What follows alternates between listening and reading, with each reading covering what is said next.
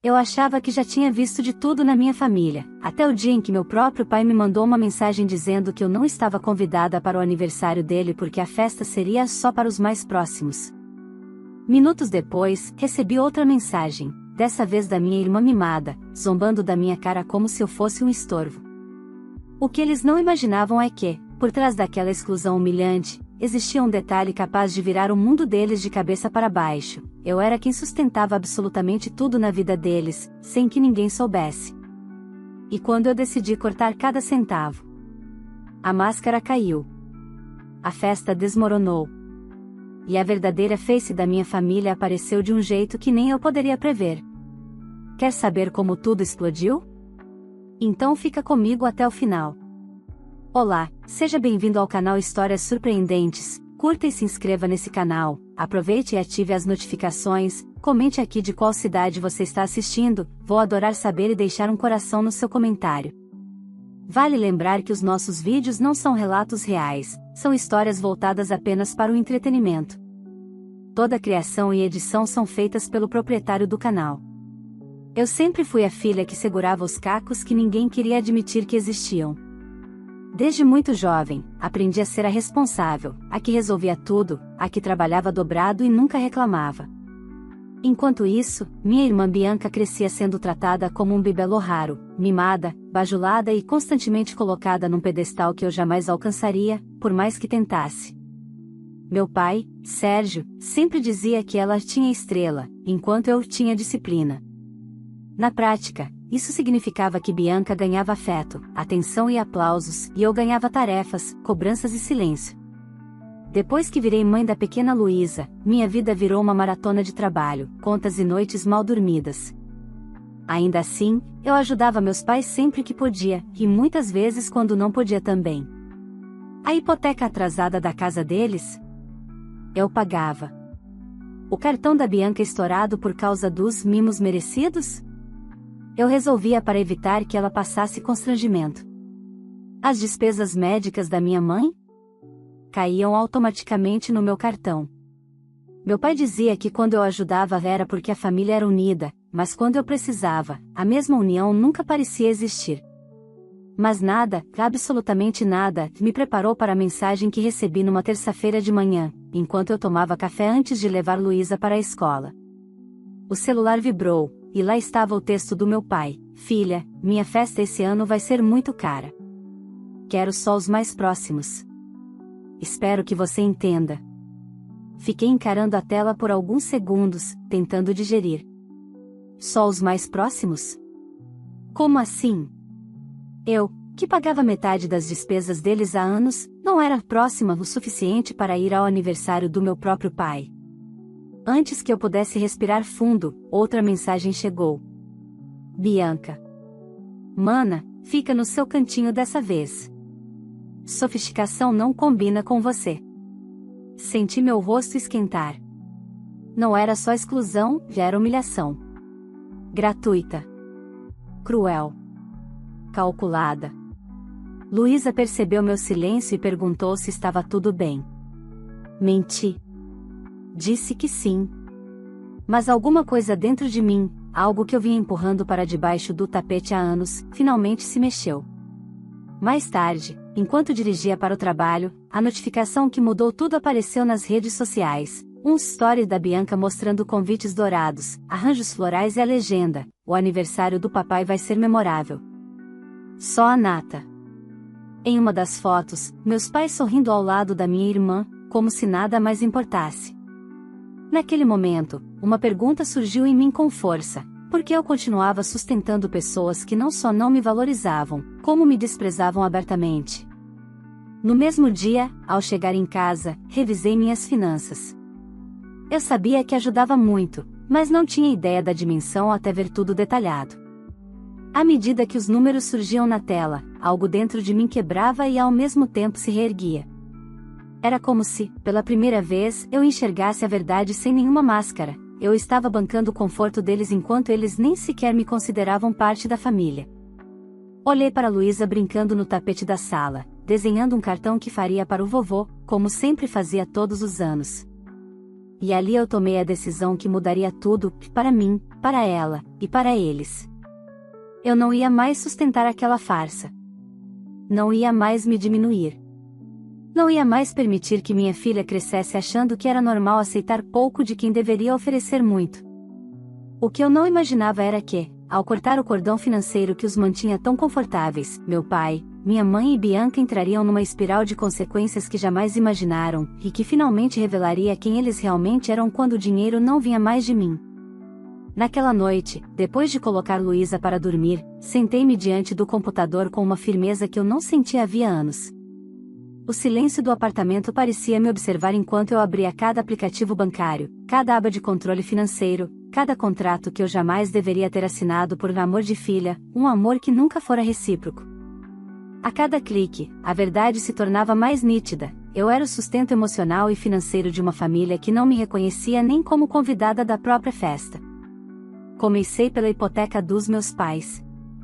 Desde a cirurgia cardíaca do meu pai, 3 anos antes, eu havia assumido as parcelas achando que estava salvando o lar onde cresci. Eles nunca pediram oficialmente, apenas insinuavam que estavam apertados demais. Eu, como sempre, resolvia. Mas ali, encarando os comprovantes, percebi algo que me atingiu como um tapa. Não só eles nunca agradeceram, como Bianca vivia postando viagens, restaurantes caríssimos e presentes extravagantes para meus pais, como se fosse ela a provedora. Cliquei no botão Cancelar débito automático. Senti uma descarga quente percorrer meus braços. Depois, fui para o cartão de crédito da Bianca, aquele que estourava a cada 15 dias com supérfluos vestidos como crises emocionais. Ela sempre dizia: "Mana, não posso passar por isso sozinha." E eu assumi a fatura. Cancelei também. Em seguida, vieram os remédios da minha mãe, sempre colocados no meu cartão para facilitar, as contas de celular, a internet de fibra, a assinatura de streaming que Bianca usava como se fosse dela. Tudo, absolutamente tudo, estava no meu nome. Eu não era apenas a filha rejeitada, era patrocinadora oficial da família. A diferença é que ninguém me colocava no material de divulgação das festas luxuosas. Enquanto eu encerrava pagamento após pagamento, meu celular vibrou. Uma mensagem no grupo da família: "Bianca, gente, amanhã de manhã vou escolher meu vestido no shopping. Quero algo que combine com o tema da festa do papai, noite de ouro, ponto." Meu pai respondeu com um emoji de coração. Minha mãe, com palminhas. Eu não respondi. Estava ocupada devolvendo a conta da vida deles, para eles. Quando terminei, fechei o notebook devagar. Um misto de medo e liberdade pulsava no meu peito. O que aconteceria quando descobrissem? Como reagiriam ao perceber que a filha menos importante era, na prática, quem mantinha tudo de pé? Parte de mim tinha receio. Outra parte, uma parte nova, queria ver até onde iriam sem mim. Na manhã seguinte, fui trabalhar como sempre. No intervalo, abri o Instagram e levei um susto. Bianca havia postado uma selfie dentro de uma loja caríssima, segurando 3 vestidos reluzentes. A legenda: "Escolhendo meu look para a festa mais chique do ano.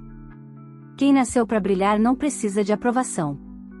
Nos comentários, minha mãe escreveu: "Nossa princesa merece o melhor." Meu nome não aparecia em nenhum lugar. Nem como lembrança distante. Respirei fundo. Quando saí do trabalho, busquei Luísa na escola.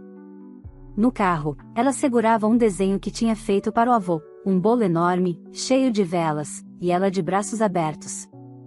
"Mamãe, quando é a festa do vovô?" perguntou, com aquele brilho inocente. Senti meu estômago embrulhar. "Não vamos esse ano, filha", respondi com cuidado. "Por quê? Ele não gosta da gente?" Aquilo doeu mais do que qualquer mensagem da Bianca. "Não é isso, meu amor. Às vezes as pessoas fazem escolhas que machucam. Mas isso não tem nada a ver com você." Ela ficou quieta, olhando o desenho. Depois o guardou devagar na mochila, como se estivesse arquivando uma tristeza. À noite, a primeira bomba estourou. Meu pai me ligou. "Oi, pai. O que está acontecendo?" Ele perguntou, nem sequer fingindo cordialidade. O banco disse que a parcela não caiu. Deu erro no débito. Você mexeu em alguma coisa? Por um segundo, voltei a ser a adolescente que esperava a aprovação dele. Mas aquela versão de mim ficou no passado. Sim, pai. Eu cancelei. Vocês precisam organizar as próprias contas agora. Silêncio. Depois, um tom que misturava incredulidade e irritação. Como assim organizar? A gente depende disso, menina. Menina. Sempre menina quando queriam me diminuir. Pois é. Mas agora vão ter que depender de vocês mesmos. Ele pediu explicações, aumentou o tom, tentou me virar culpada. Mas eu permaneci firme. Quando desliguei, senti minhas mãos tremerem. Não de medo, mas de libertação. Eu sabia que aquela era só a primeira rachadura. E quando a família inteira percebesse que a filha dispensável finalmente tinha cortado o cordão que sustentava toda a estrutura, tudo iria desmoronar. E, sinceramente, parte de mim achou que eles mereciam cada segundo disso. No dia seguinte, acordei com o celular vibrando incessantemente no criado mudo. Mensagens, ligações, notificações, todas da minha família. Respirei fundo e deixei tocando. Eu sabia que aquilo era apenas o começo, a fase do desespero disfarçado de preocupação. Eles ainda não tinham entendido que o fluxo de dinheiro tinha secado definitivamente. Às 9 da manhã, Bianca finalmente enviou algo que fez o canto da minha boca levantar, não de alegria, mas de uma ironia amarga. Mana, por que o plano de celular cancelou? O meu 5G tá uma porcaria. Dá um jeito, né? A festa é amanhã. Eu ainda estava lendo quando outra mensagem apareceu, e mamãe não conseguiu pegar os remédios porque o cartão não passou. Você sumiu agora é? Era quase engraçado. Quase. Eles estavam tão acostumados ao conforto que eu provia que não conseguiam sequer imaginar uma realidade em que eu não estivesse lá para corrigir tudo.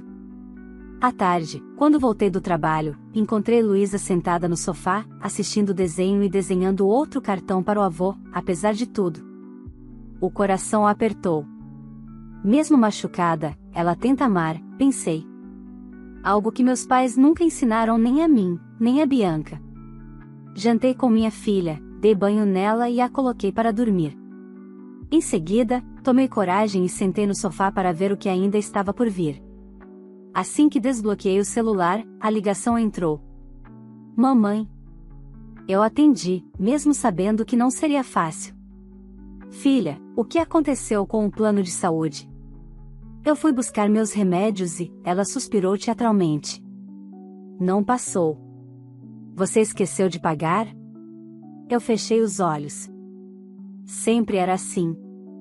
Nada era responsabilidade deles. Não esqueci, mãe. Eu cancelei mesmo. A partir de agora vocês precisam cuidar das próprias despesas. Silêncio. Depois, uma risada curta, meio incrédula. Filha, isso não é brincadeira. Nós contamos com você. Eu sei, mãe. E esse é o problema.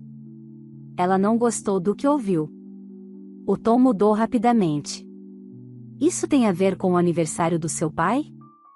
Por favor, não faça drama. Nós só não te chamamos porque queríamos algo mais sofisticado. Senti meu estômago revirar. E você acha que me excluir e ainda deixar minha filha esperando o convite não é drama? Ah, Luísa nem entende essas coisas, respondeu minha mãe, como se fosse óbvio. A raiva subiu queimando. Ela entende o suficiente.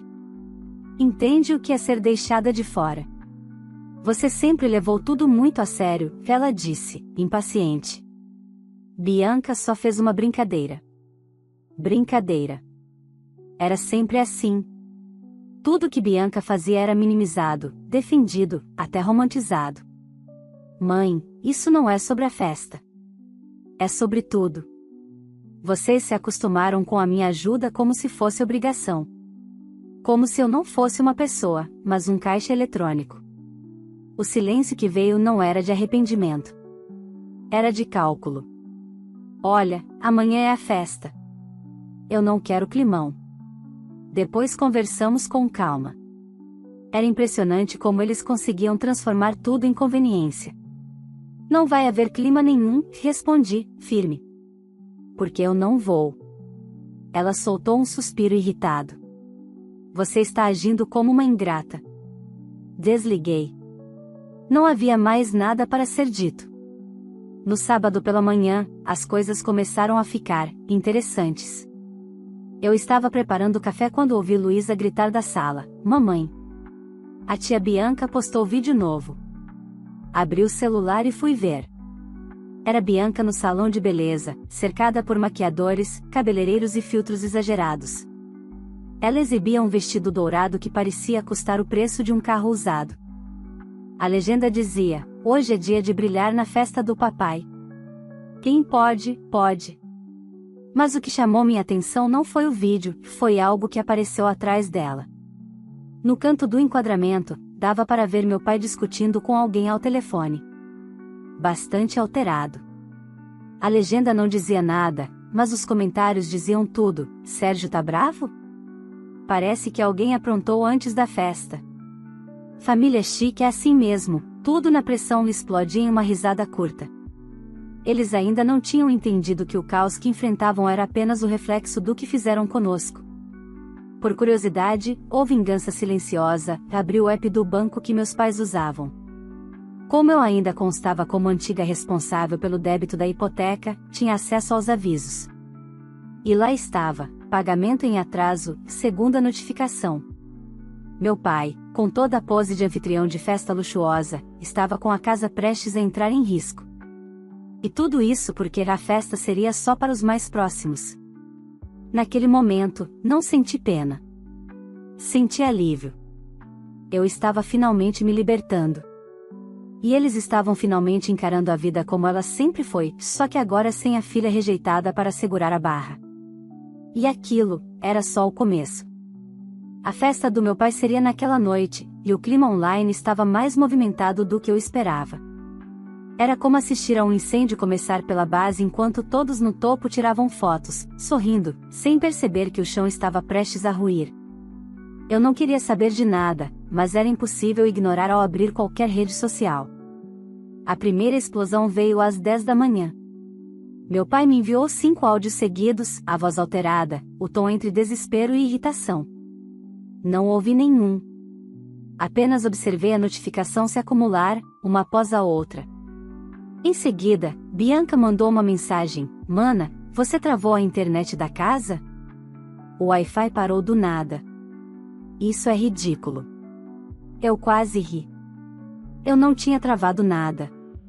Minha mãe provavelmente não tinha pago a conta, já que sempre foi no meu débito automático, até ontem.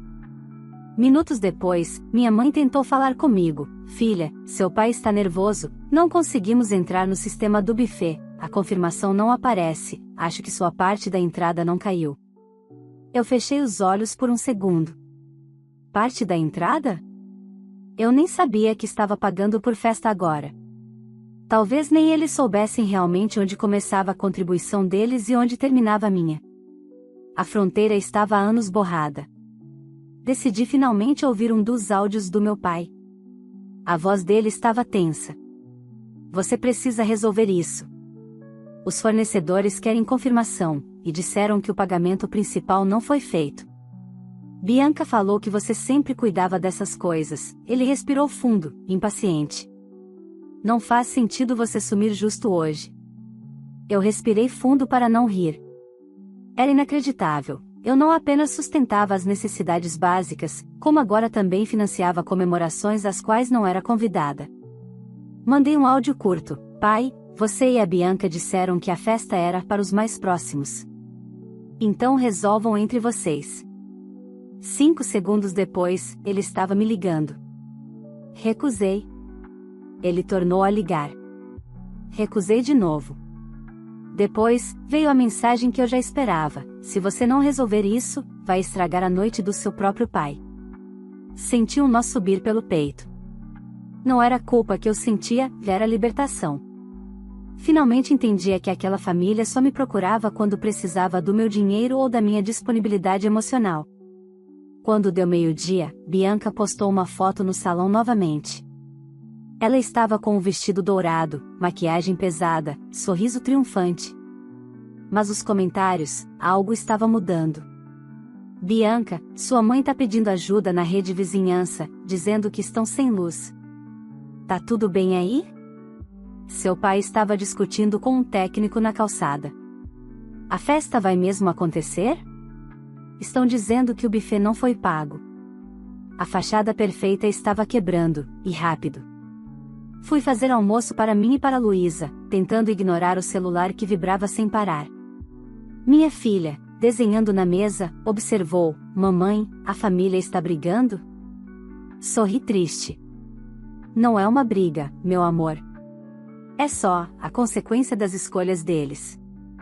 Ela ficou pensativa. Igual quando eu esqueço de estudar e tiro nota baixa. Concordei. Exatamente assim. À tarde, mais problemas começaram a surgir. Agora quem mandava a mensagem era um número desconhecido: boa tarde. Aqui é do buffet imperial. Estamos com pendências no pagamento referente ao evento do Sr. Sérgio Ferreira. A senhora pode confirmar o depósito? Eu respondi com a verdade nua e crua: não.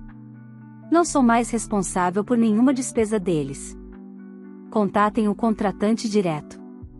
O atendente digitou por alguns segundos antes de responder: entendo. Obrigado pela confirmação. Eu podia imaginar o caos. Meu pai sempre se orgulhou de manter uma postura de superioridade, de homem organizado, de chefe de família. Ser confrontado com a própria bagunça financeira, e ainda no dia da festa sofisticada, deveria estar corroendo o ego dele. Bianca, por sua vez, parecia estar experimentando pela primeira vez na vida a sensação de não controlar o roteiro ao seu redor. Às 5 da tarde, ela postou um vídeo chorando, a maquiagem borrada. Gente, tem gente querendo sabotar nossa família. Tem gente invejosa que não suporta ver a felicidade alheia. Era inacreditável. Ela transformava tudo em espetáculo. Sem citar nomes, mas claramente se referindo a mim. Os comentários apareceram rápido: poxa, mas excluir sua irmã foi feio também, né? Bianca, cadê sua empatia? Sua irmã sempre ajudou vocês, todo mundo sabe. A máscara estava caindo. Quando a noite caiu, as notícias chegaram como uma avalanche silenciosa. Primeiro, Bianca mandou: a energia da casa caiu inteira. O eletricista disse que tinha atraso. Depois, o buffet cancelou. Eles querem pagamento à vista.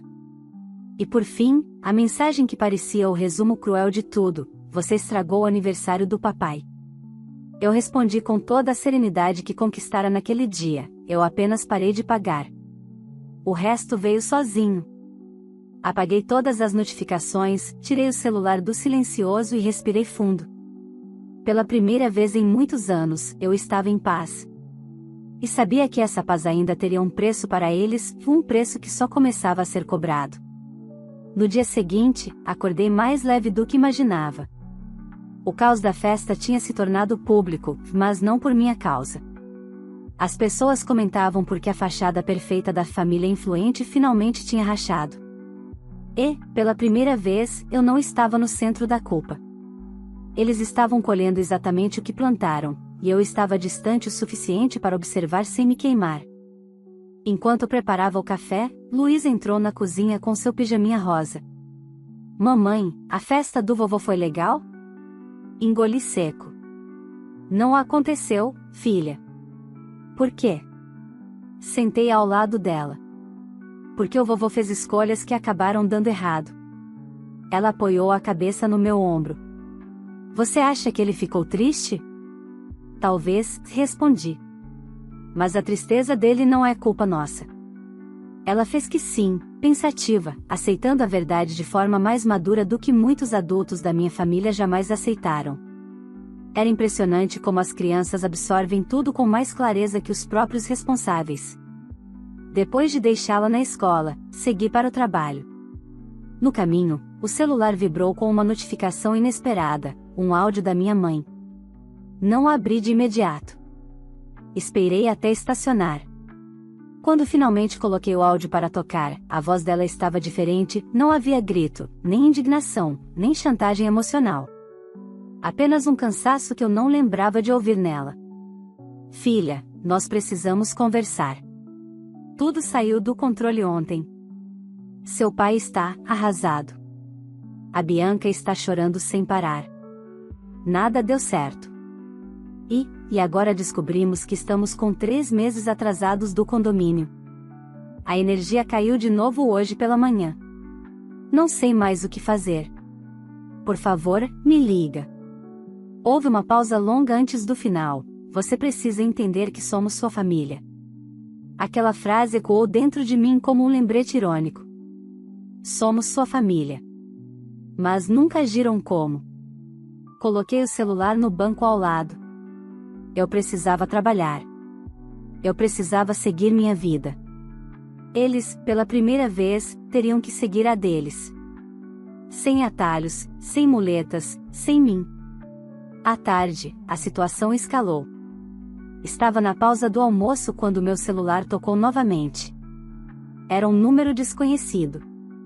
Atendi achando que fosse cliente de trabalho, mas a voz era seca e direta. Boa tarde. Falo da administradora do condomínio do edifício solar das Palmeiras. A senhora ainda é responsável financeira pelo imóvel do Sr. Sérgio Ferreira? Meu coração gelou por um instante. Eu pensei que já tinha removido meu nome de tudo. Não, não sou mais responsável. Já solicitei a retirada do meu nome. Algum problema? O atendente respirou fundo. Infelizmente, sim. Há risco de protesto e execução, pois acumulam-se débitos de água, luz e condomínio.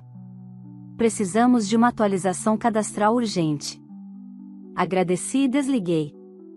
O reflexo condicionado de anos de abuso financeiro quis gritar dentro de mim: resolva, pague, ajude.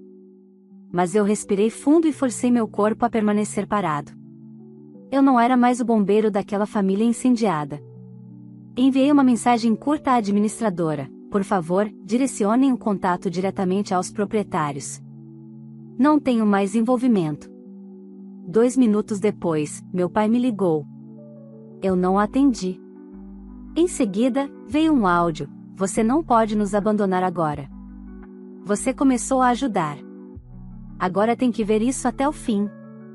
Não faça a gente passar vergonha. Ali estava. O verdadeiro motivo do desespero: vergonha. Não amor, não preocupação, não arrependimento. Vergonha social. E, no fundo, sempre tinha sido assim. À noite, enquanto ajudava Luísa com a lição da escola, o celular não parava. Mensagens da minha mãe, do meu pai, até da Bianca. Curiosa, abri a primeira mensagem dela. A culpa é toda sua. Se você tivesse feito sua parte, nada disso teria acontecido. Você destruiu a noite mais importante da vida do papai. Então era isso: se eu não sustentasse o castelo de areia deles, eu era vilã. Por impulso, resolvi entrar no perfil da minha irmã. Ela havia apagado o vídeo chorando, mas agora havia um novo post. A legenda dizia: quando você descobre quem realmente está ao seu lado e quem só quer te derrubar. Nos comentários, a narrativa dela não estava surtindo o efeito esperado. Todo mundo sabe que sua irmã sempre ajudou vocês. Você e sua mãe trataram ela mal, né? O karma vem. Como vocês excluem a criança da festa? Isso é crueldade. Bianca apagava comentários negativos em poucos minutos, mas eles continuavam surgindo. Eu desliguei o celular. Era engraçado, por anos, fui eu que vivia apagando incêndios deles. Agora, eram eles que corriam atrás de baldes d'água enquanto o fogo crescia. No dia seguinte, algo ainda mais inesperado aconteceu. Recebi uma mensagem da escola da Luísa dizendo que meu pai havia tentado buscá-la sem avisar. Por sorte, a escola seguiu o protocolo e não permitiu. Liguei imediatamente, assustada. A coordenadora explicou: ele disse que a neta precisava entender que a família dela estava em crise. Mas ele não estava na lista de autorização, então barramos. Meu coração acelerou. Primeiro, raiva. depois, instinto. Eles tinham ultrapassado um limite sagrado. Naquele momento, entendi que não era apenas sobre dinheiro. Era sobre controle. Sobre posse. Sobre nunca terem me visto como adulta, muito menos como mãe. Enviei uma mensagem curta e direta ao meu pai: nunca mais tente buscar minha filha sem minha autorização. Isso é grave. Último aviso. Ele visualizou. Não respondeu. Eu me sentei no sofá, respirei fundo e abracei a realidade. Eles estavam entrando em desespero. E estavam dispostos a ultrapassar qualquer limite para tentar me puxar de volta. Mas era tarde demais. Eu não voltaria. Não havia mais laço. Só restava o rompimento definitivo. E a última parte da nossa história estava prestes a começar. Nos dias que seguiram a tentativa do meu pai de buscar Luísa na escola, algo dentro de mim se solidificou. Era como se a última fronteira, aquela que eu sempre protegi mesmo quando me machucavam, tivesse sido invadida. E quando invadem o território de uma mãe, o amor vira espada. Decidi que não haveria mais conversas, explicações ou segundas chances. Minha prioridade era simples: minha filha, minha paz e minha nova vida, sem eles. Naquela noite, depois que Luísa dormiu, sentei na sala, acendi uma luz suave e organizei tudo o que precisava fazer. Encaminhei um e-mail formal para a escola deixando claro, por escrito, que nenhum membro da minha família tinha autorização para buscar minha filha. Enviei também para a direção e para a coordenação, para garantir que não haveria brechas. Depois, bloqueei meu pai e minha mãe de todas as redes sociais, de todas as plataformas, de todos os aplicativos. O número da Bianca já estava bloqueado desde a semana anterior. Senti um alívio que percorreu minhas costas como se eu finalmente tivesse tirado uma mochila de pedras que carreguei por anos. No dia seguinte, a diretora da escola me chamou para conversar. Ela disse que já tinha visto casos parecidos, sempre envolvendo famílias que tentavam manipular a situação usando as crianças como ponte. Você está fazendo a coisa certa, ela disse, com voz firme. Limites existem por um motivo. Limites.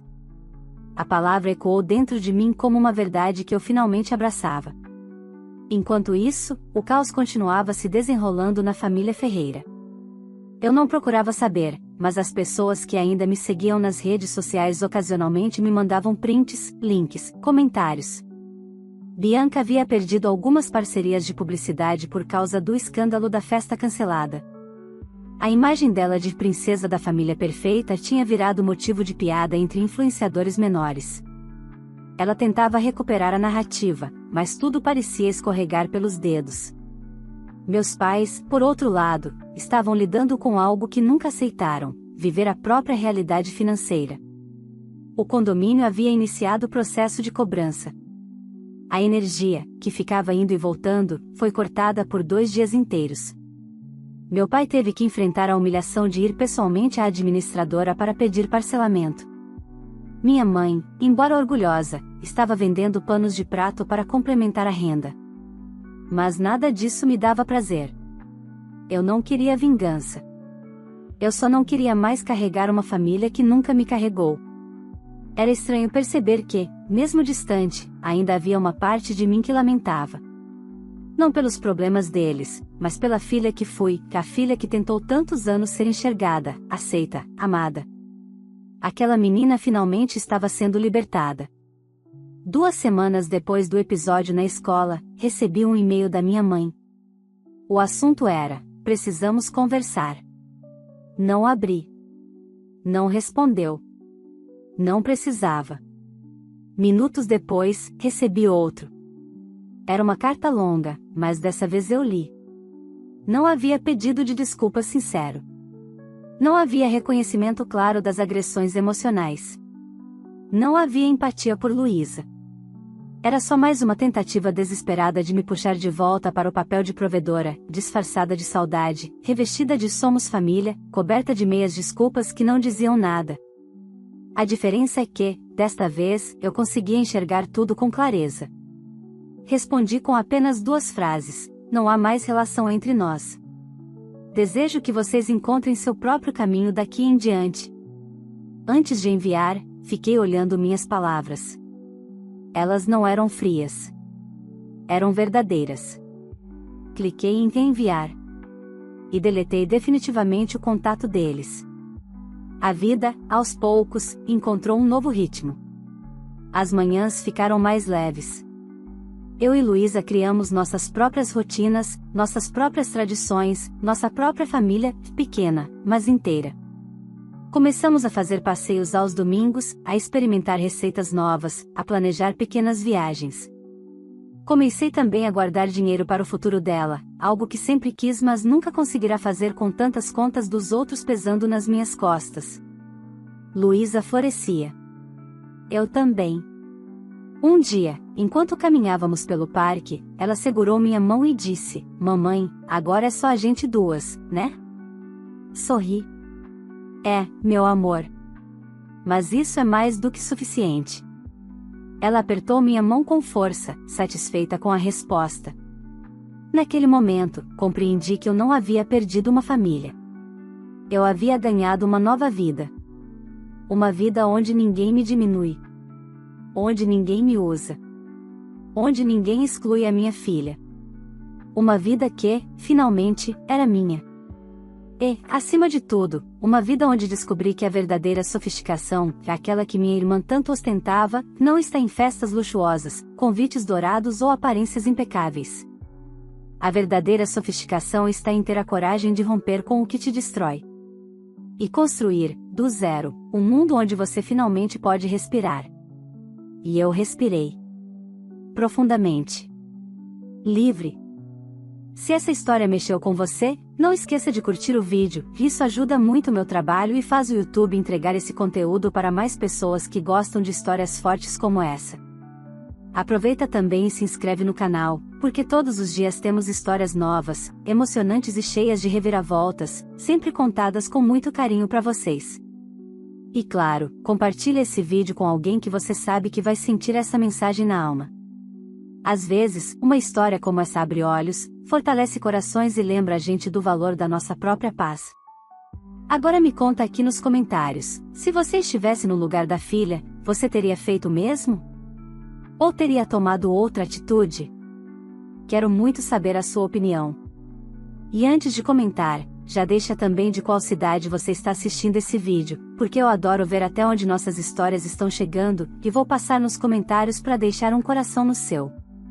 Obrigada por estar aqui. Você faz parte dessa família de histórias. Vale lembrar que os nossos vídeos não são relatos reais, são histórias voltadas apenas para o entretenimento. Toda a criação e edição são feitas pelo proprietário do canal.